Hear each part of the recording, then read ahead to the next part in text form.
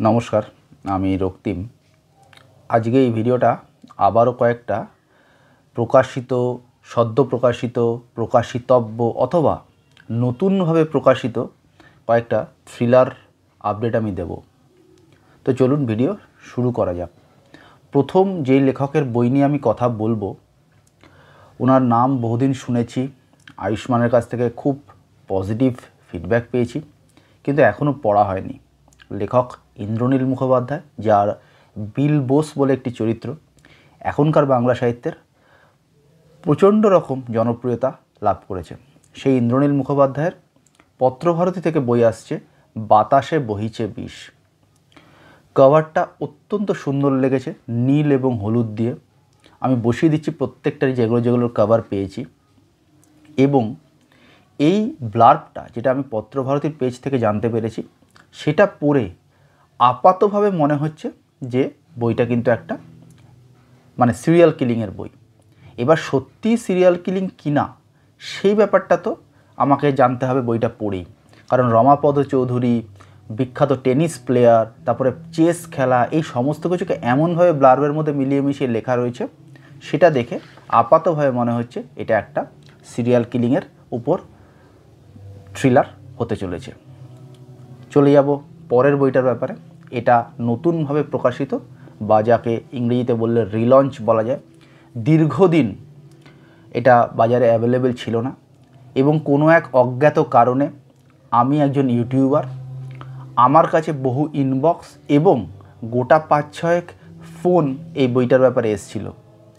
তো এটা আবার রিলঞ্চড হওয়াতে আমি খুশি। যখন আমি ভিডিওটা বানাচ্ছি বইটার একটা প্রি বুকিং চলছে প্রকাশনার তরফ থেকে, তার পেজে জানানো হয়েছে, আপনারা সেই প্রকাশনার পেজে গিয়ে দেখতে পারেন। আমি কথা বলছি বৃশ্চিক চক্র বইটি নিয়ে, লেখিকা পিয়া সরকার, এবং প্রকাশনা হচ্ছে নতুন করে যে প্রকাশনার হাত ধরে বেরোচ্ছে সেটা হচ্ছে অন্তরীপ প্রকাশনা। অর্থাৎ দর্শনা সিরিজ এবার পুরোপুরি অন্তরীপের কাছে চলে এলো। নিষাদ যেটা ইতিমধ্যেই বেরিয়ে গেছে এবং বৃশ্চিক চক্র দুটোই অন্তরীপের কাছে রইল এবং এ দুটোই নতুনভাবে আগামী বইমেলায় যেতে চলেছে। বইটার ব্যাপারে নতুন করে খুব একটা কিছু বলার নেই। বিভিন্ন সময়ে আমি আমার মতামত ব্যক্ত করেছি এই বইয়ের ব্যাপারে।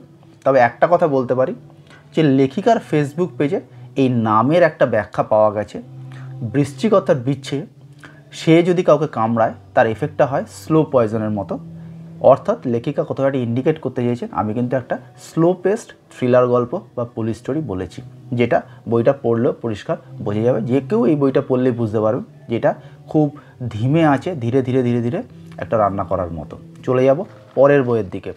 পরের বই হচ্ছে আবারও পত্রভারতীর হাত ধরে দেবলীনা চট্টোপাধ্যায়ের লেখা খাসনবিশের খসড়া, এবং এই বইটা হচ্ছে ডিস্টোপিয়ান অনেকগুলো বা একটা হরর গল্প। এবার এখানে এটা সংকলন না একটা গোটা উপন্যাস সেটা আমি অতটা মেটিকিউলাসলি পত্রভারতীর পেজে ফলো করিনি, তবে এটুকু শিওর এটা একটা ডিস্টোপিয়ান হরর জনের বই। এর পরের বইটা নামটাই যথেষ্ট ব্যাখ্যা করার জন্য, খুব বেশি ব্যাখ্যার প্রয়োজন নেই। সপিজেন বাংলার হাত ধরে আসতে চলেছে লেখক দীপান্বিতা রায়ের আর্ট অলৌকিক। নাম থেকে ক্লিয়ার এটা কি হতে চলেছে। চলে যাব পরের বইয়ের দিকে। এই বইটা আমার এখনকার সময়ের অত্যন্ত প্রিয় একজন থ্রিলার লেখক এবং এই বইমেলা অর্থাৎ 2026 বইমেলায় যার অনেকগুলো বই আসছে বলে বিভিন্ন সময় সোশ্যাল মিডিয়া দেখা যাচ্ছে। তো গত বছর ওনার রক্তকরবী মার্ডার যে প্রকাশনার হাত ধরে এসেছিল স্মেল অফ বুকস, এবং বর্তমান সময় আমার পড়া অন্যতম সেরা সাইকো থ্রিলার হচ্ছে রক্তকরবী মার্ডার, সেই প্রকাশনার হাত ধরে বর্তমানে পশ্চিমবাংলার একটা খুব জ্বলন্ত রাজনৈতিক সমস্যা নির্ভর একটা থ্রিলার লিখেছেন লেখক কৌশিক দাস। নাম হচ্ছে নরক পুরাণ। তো এই নরক পুরাণটা আসতে চলেছে স্মেল অফ বুকসের হাত ধরে। এই বইটার ওপর আমার এক্সপেকটেশন কিন্তু প্রচণ্ড বেশি, বইটা ভালো হবে বলেই আশা করছি। চলে যাব পরের বইয়ের দিকে। পরের বই হচ্ছে এটা আবার রিলঞ্চ, দ্বীপ প্রকাশনার হাত ধরে বেরোচ্ছে লেখিকা অমৃতা কোনারের একটি তদন্তের নেপথ্যে।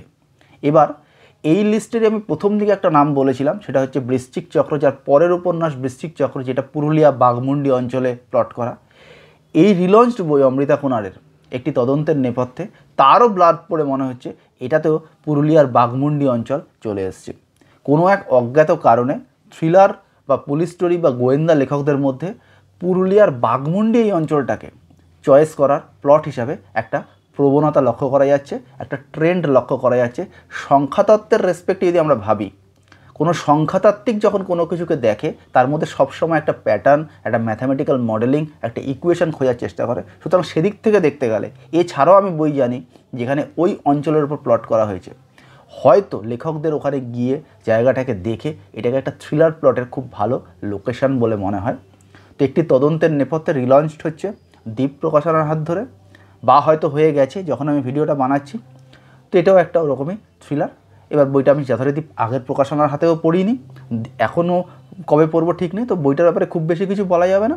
তবে আবারও ইন্দ্রনীল মুখোপাধ্যায়ের মতো অমৃতা কোণার সম্বন্ধেও কিন্তু আমি আয়ুষ্মানের থেকে অনেক পজিটিভ ফিডব্যাক পেয়েছি। শেষ যে বইটা নিয়ে কথা বলবো সেই বইটা নিয়ে খুব বেশি কিছু জানা যায়নি, বইয়ের কোনো কভারও আমি বসাতে পারবো না। শুধুমাত্র প্রকাশকের হোয়াটসঅ্যাপ গ্রুপের লেখক জানিয়েছেন যে তিনি এই চরিত্রটাকে বা এই সিরিজটাকে যেভাবে এতদিন অবধি লিখেছেন, এবারে তিনি খোল নলচে বদল করে সম্পূর্ণ নতুনভাবে পেশ করতে চলেছেন। আমি কথা বলছি সপিজেন বাংলার সারা জাগানো সিরিজ, বিবেক সিরিজের চতুর্থ বই নিয়ে। বইয়ের নামও এখন অবধি আমি জানি না, যদিও বা কোথাও ডিসক্লোজড হয়ে থাকে, আমার চোখে পড়েনি, কোনো কিছু এই ব্যাপারে বলতে পারবো না।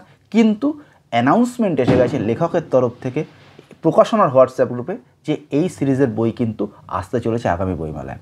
আমি থ্রিলার গোয়েন্দা পড়া খুব কমিয়ে দিয়েছি, আমি কবে পড়তে পারবো বলতে পারবো না, কিন্তু আপনারা অবশ্যই দেখতে পারেন। ডিসেন্ট পারফর্মার, ডিসেন্ট লেখক, বইটা ভালো হবে বলেই আশা করি। আমার এই ভিডিও ভালো লাগলে অবশ্যই একটা থামস আপ, চ্যানেল ভালো লাগলে সাবস্ক্রাইব। দেখা হবে পরের ভিডিও, ততদিন ভালো থাকবেন, টাটা।